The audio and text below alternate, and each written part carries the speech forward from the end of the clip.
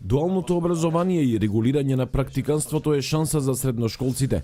Оние што ќе се определат за тоа од својата 16-та година ќе бидат вработени со плата и придонеси во однапред познати компании.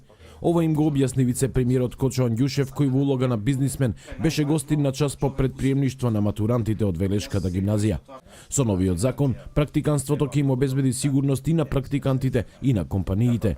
Првата година ќе одат 4 дена во училиште, 1 ден на работа. Значи он точно ќе има во која фабрика ќе оди на работа.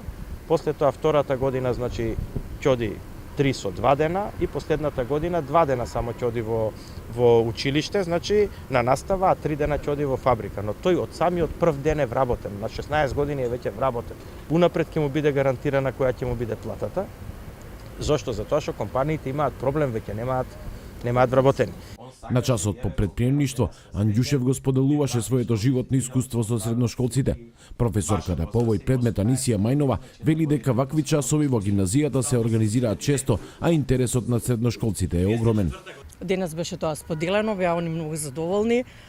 Часот дури траеше 60 минути наместо 45.